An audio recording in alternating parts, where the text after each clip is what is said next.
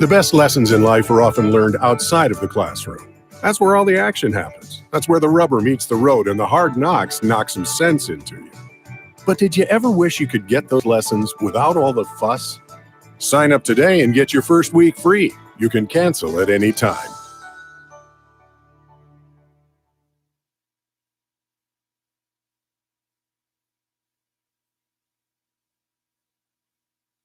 And welcome to Lessons from the Garage.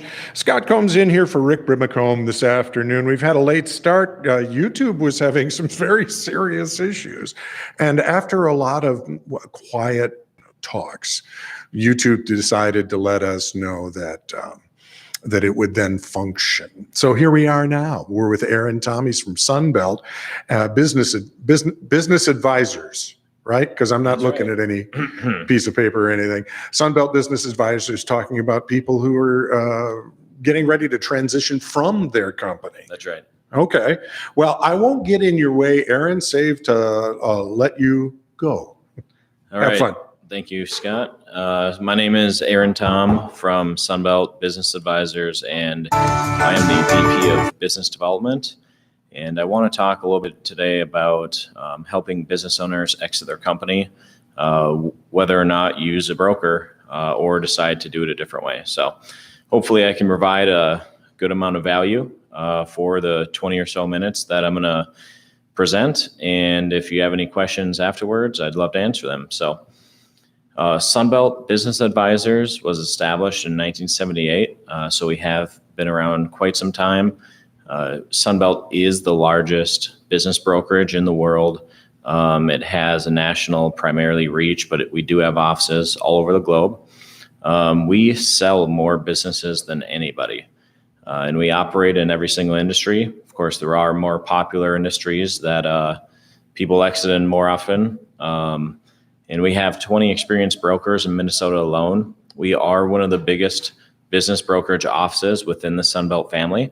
And we do have offices in not only Minnesota, but also Milwaukee, Chicago, and Las Vegas. So just a little bit about me. I went to Hamlin. I had my undergrad. Then I transitioned to working at Morgan Stanley, had my Series 7 in 63. After that, I decided to go back to school and get my MBA at St. Thomas. And once I graduated, I became a real estate broker. I immediately got into property management and grew a business within property management and ended up selling it. That's when I met up with Sunbelt and was thinking about actually buying a business with those proceeds. And there was a huge opportunity within Sunbelt to become their VP of Business Development. And it was a great fit for me, so I decided to make the move. My sole goal is helping business owners find the right solution when exiting their business, and I'm going to give you some information in this PowerPoint about that.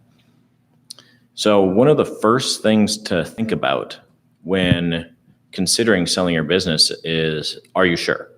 And I know it sounds funny, but I talk to a lot of business owners that are not actually ready to sell. Most of the time, they want to know what it's worth.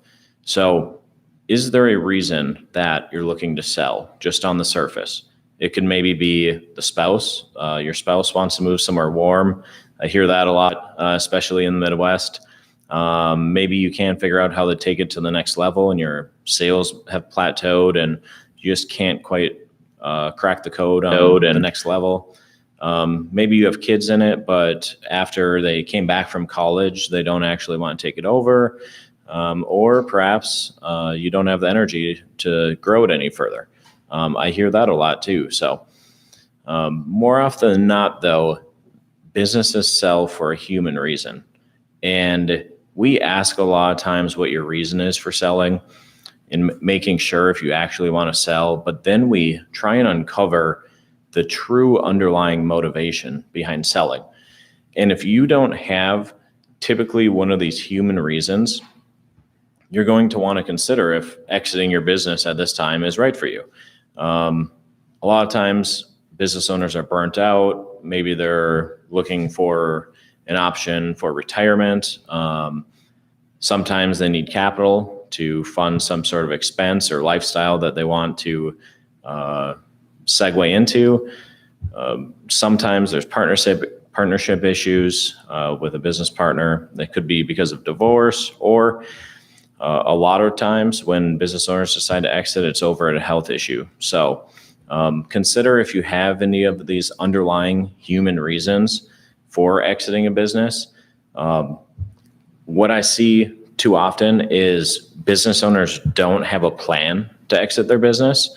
And when one of these human reasons comes along, they're almost forced to exit their business under duress. So consider having a plan, or at least an idea of what you might do if you ever come into one of these situations.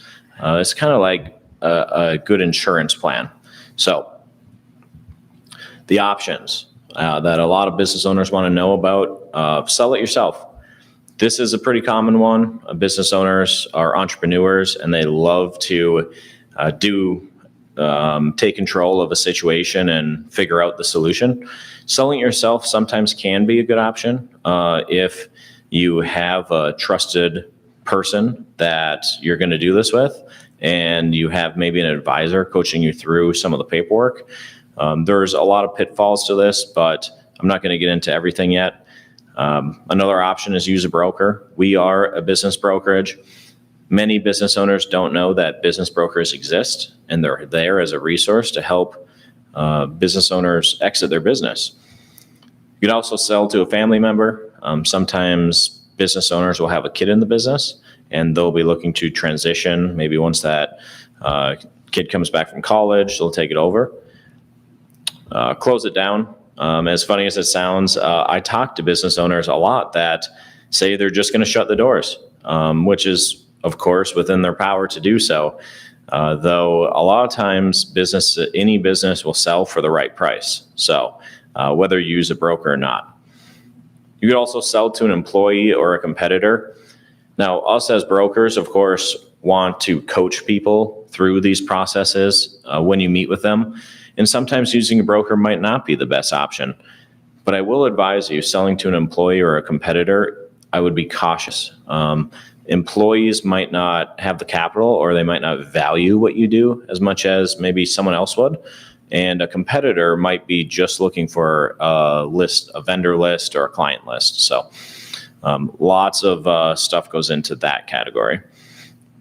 Number one question, what's it worth? I probably get asked this 20 times a day from business owners, and it's not complicated to figure out what a business is worth, though it's kind of like real estate.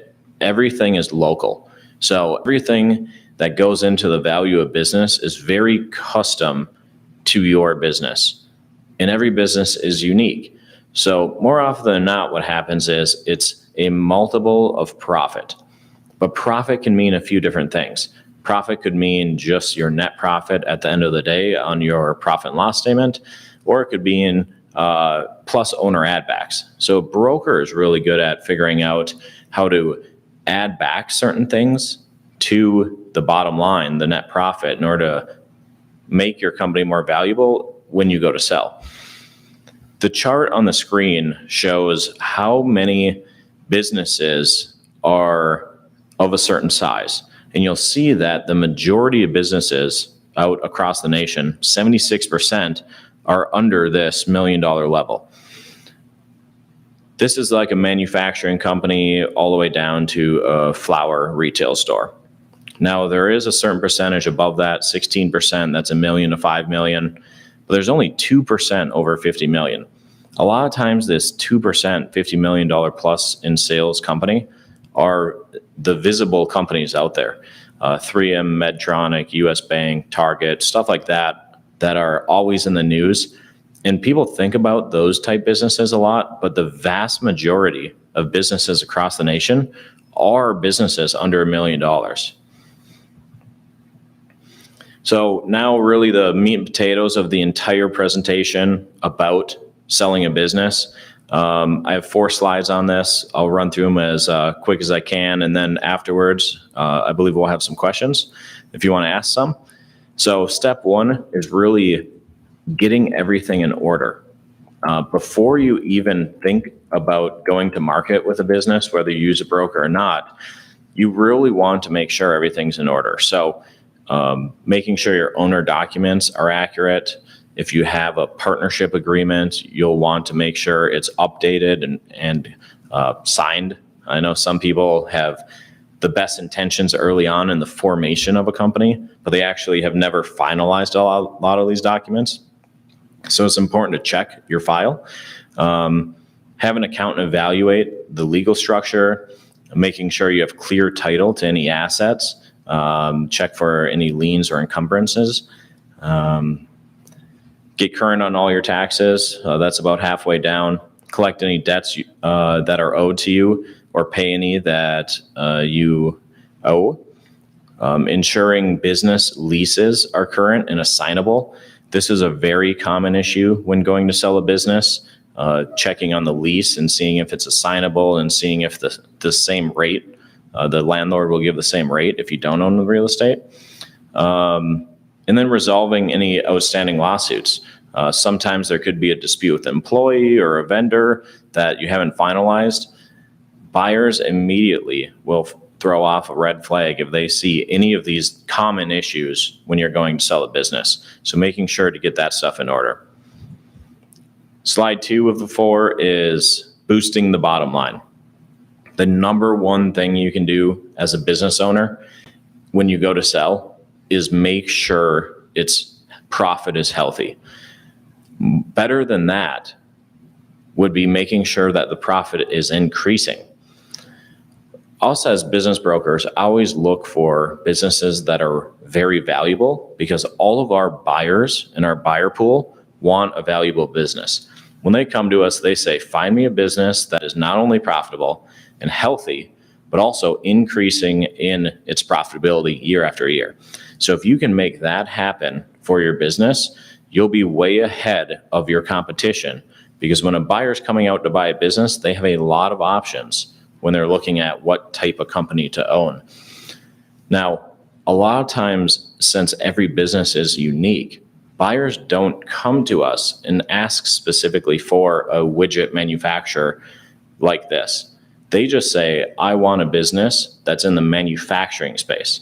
So while your business is unique, it doesn't exactly matter to a buyer, because every business is unique. And so buyers more buy based on an industry versus a very, very specific niche. So keep that in mind when you're positioning for sale. So the stronger the business's bottom line, the more you can ask for it. There's really 2 ways to improve the bottom line in the short run. Raise prices. If you're on a schedule of executing price increases, stick with it. A savvy buyer can spot a price increase. So, if you kind of read between the lines on this, you'll want to get into a regime of a regular price increase if you are thinking about selling your business anytime soon, versus right before you go to sell, having a price increase, because buyers, when they go through due diligence, will look for this stuff. The other way is, of course, cut expenses. A lot of business owners are very expense conscious when it comes to their profit and loss statement. So figuring out ways to cut expenses can lead to a higher profitability, though you'll want to make sure that whatever expense you do cut was not a critical part of your business, because it won't be long-term sustainable, and buyers will look for that in their course of due diligence. So the next slide is put a bow on it. So your perceived value of a gift is always heightened if it's well wrapped and decorated. The same holds true for your business. Buyers are going to come in probably with a couple experts with them, like an accountant, an attorney, or a business advisor, and they're going to look through your business with a fine-tooth comb, trying to find anything that can give them leverage in negotiation. So the more well-polished your business is, whether it's your business card or your staff when someone enters the building, or whose phone number you give to a vendor list in order for them to reach back out to you, these things can make a big difference when it comes to selling a business, because buyers are going to want to see as much of this as possible. So if you do decide you're going out to sell, look at this list and think about the little things that you can adjust within your business in the short term to really make it shine like you probably originally visioned. So make sure to go update your website, update and create a consistent brand image for marketing materials or business cards, or if your employees wear logoed shirts or hats, or maybe your trucks. Make sure your physical location, if you do have a retail location, has great curb appeal. The buyer will drive by. And then assume when a buyer signs an NDA, they're going to be evaluating it immediately. So getting this stuff in order ahead of time is really powerful. And preparing a business for sale, the fourth slide, besides just being fun to think about it, outlining a specifically what you want to do after you sell the business can be powerful, because it will help you remember why you're going through this. A lot of business owners start with a vision in mind, often to eventually exit their business successfully, but their business becomes such a big part of their identity that they have second thoughts. So be sure to outline really what you want to do after you sell. So then you can always go back to and look at that and say, yep, this was my plan all along. I'm making the right choice. And so this slide outlines a little bit about, are you willing to stay involved in the business for a certain period of time? A lot of buyers will want you to stay involved for a certain period of time while the employees will gain trust or the vendors can switch over. Will you want compensation? It's pretty common that you would receive compensation, but not always. Of course, in the sale of business, everything is negotiable. So it's a really important thing to keep in mind that, hey, if you're demanding a premium on your price, the buyer might not want to give you compensation for it because they are already giving you a great value for your business. So making sure at the end of this slide that you have certain agreements in place are really important. You want to be legally protected with a non-compete, for example, for employees. So if you go to sell, are your employees thinking about leaving? So one reason that people hire a broker is to go through a lot of these checklists and make sure they're executed. Now, like I said at the beginning, it's not overly complicated to exit a business. A lot of people do it on a regular basis. However, there's a lot of things you have to check off as you go, and you'll want to have typically someone in your corner, whether it's an attorney, a business advisor, someone that's exited multiple businesses before, or a broker, making sure and checking over some of the stuff with you. Reasons to use a broker: value the business, maintain confidentiality is a big one, prepare it for sale. A lot of the slides we just went through help a business owner prepare for sale. Work with your trusted professionals and understand the tax consequences. Depending on your cost basis for the business, there can be certain tax consequences you want to talk with your advisor about.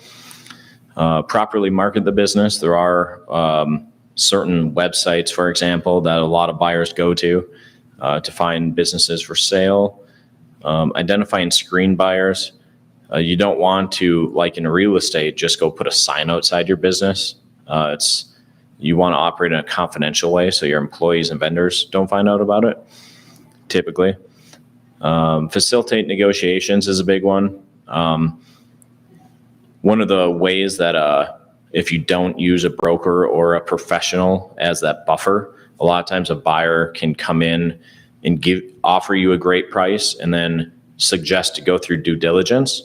They uncover a couple things and then immediately will drop the price that they offered you by a large percentage because of what they found. And you don't necessarily have a professional to go back to and argue through them with that buyer in a methodical way. So obtain maximum value for the business. Professionals are very well versed in casting a big net in a confidential way. over a marketplace to find every possible buyer for a business at that current point in time.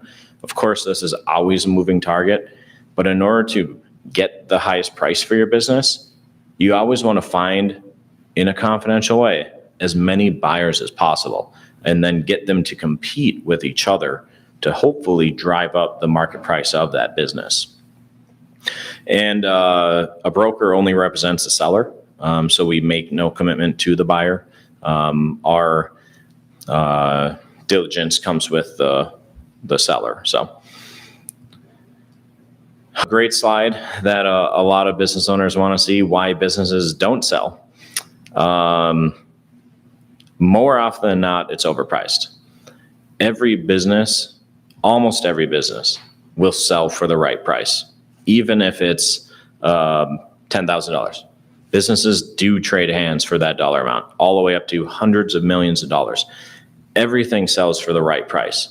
If it's overpriced, it will not sell. Legal issues. If a business has any outstanding legal issues, it's a very common, what we call in our industry, a deal killer.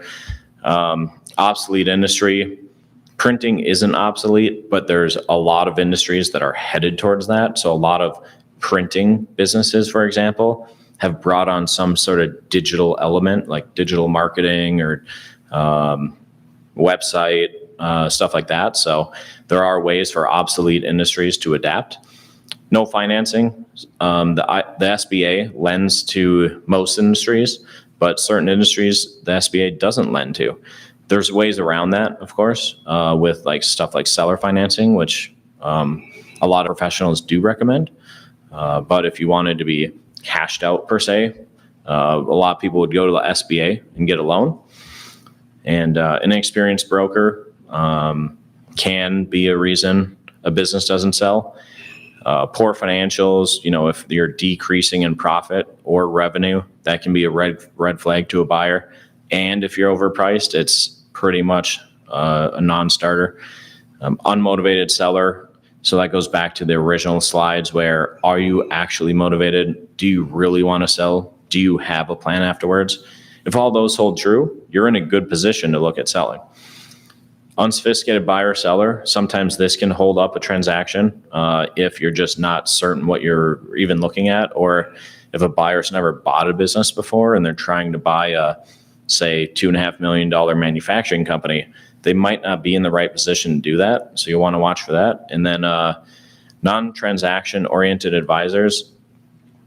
Sometimes this does come up where an attorney, for example, is not a transaction oriented and is really trying to protect your or the buyer's best interests, but it's almost too much where it's getting in the way of the transaction ever even getting close to the finish line. So we always try and work with transaction oriented advisors.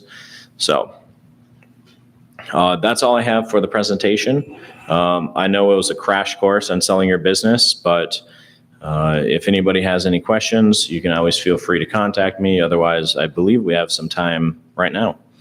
Yeah, Aaron, there's got to be, what's the very biggest question you get? What's the first thing, say it's a mom and pop business, family oriented business. They've run it for 45 or 50 years.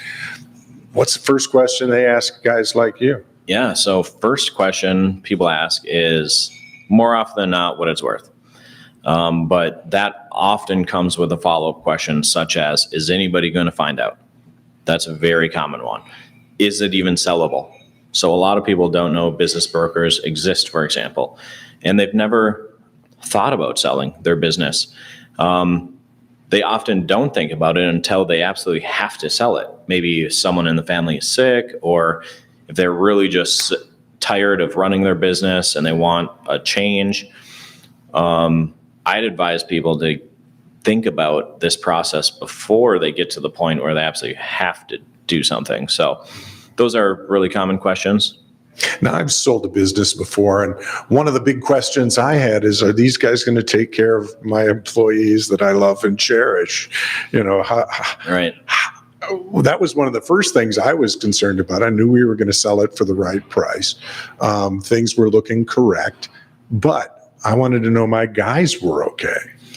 Yeah, so that is a tricky thing when selling a business. And it's something that does come up, but typically later in the process. So we always try and make an assurance that you, as the business owner, have the ability to ultimately pick the buyer. It's no secret that entrepreneurs like control. They're business owners for a reason. It's a very specific breed of person. And you have to be a tough person to run a business. But in that, you also like to control the process. So we always say that you'll have the option to ultimately pick the person that takes over your business, and you'll have a chance to vet that person too and make sure that they're a good fit for your culture. So that's an interesting thing. Are you still looking for a personality fit here between buyers and sellers? Does that matter? It depends ultimately what the business owner wants, because they control the entire deck of cards. If that's important to them, they can try and match based on personality. For a lot of business owners, it's about what they net at the end. Now, there's all these other factors that go into it because almost all of them value their employees very high. And so they're looking for a good fit based on culture. They're looking for someone that understands how to run their business or a similar type business in their industry. They want to get the highest price. So there's all these different variables, but one of them is finding the right fit for the culture and having the seller pick that person. So so many questions are floating around in my head, but one of them is, how small a business can be sold. You mentioned $10,000. Is that true? I mean, do some businesses sell for 10 grand? Yeah, they do actually. A lot of brokers in town or across the nation have minimums that they won't go below. For Sunbelt, for example, it's typically about $500,000 in revenue annually, though we do sell some smaller than that. We advise if you do have a business smaller than that, there's certain resources like bizbuysell.com. You can go on there and list the business for sale yourself for a very low fee. Now, if you have a multi-million-dollar business, more often than not, you're going to have an advisor or a couple of advisors that are going to coach you through the process, or you're going to hire a broker. So all the way down to businesses transact for $1, just for the family stuff. For the family stuff, the consideration of $1. Yep. Okay. Do you have any other closing thoughts for folks on where their headspace needs to be if they're considering selling? Yeah, selling doesn't have to be complicated. There's a lot of transactions that we do throughout the year that are very smooth, but more often than not, these business owners have planned at least a little bit in advance. Now, where business owners can get into trouble is if they've literally never thought about it and they're just head down running their business and have no contingency plan. What I'd advise is at least think about it and consider your options. There are a bunch of different options when you go to sell your business. Hiring a broker can be one of them, but you don't want to get into a situation where you have to essentially do a fast sale because of a personal situation, perhaps. What kind of questions should a business owner ask a broker to know if they're a good fit for their company? Yeah, there's a lot of great ones. If they've done a deal like theirs would be a good one. How many years they've been in business, if they operate in a confidential way. Each broker or professional even operates a little bit differently. So I'd encourage people to go out and research as many brokers as possible because each has their own value on what they bring to the table. Now, of course, I'm biased and I'd suggest using Sunbelt, and we have a lot of differentiating value. But check out everybody because there might be something that you uncover that you really like. Okay. Well, I want to thank you for the time. And unless anybody wants to type in a quick question, at this point. What we're going to try to do is make sure the video is available for until the next webinar via the same link that you've used to get here. Perfect. And we'll try to make sure that's going for a month, so anybody who missed it or came in late can watch the archived video. Does that work? Sounds great. Thanks, Okay. everybody. Tell them how to contact you one more time, Aaron. Yep, Aaron Tom. I'm the VP of Business Development with Sunbelt Business Advisors out of Minneapolis here. My phone number is 612-238-1467, or you can always email me at athom@sunbeltmidwest.com, okay?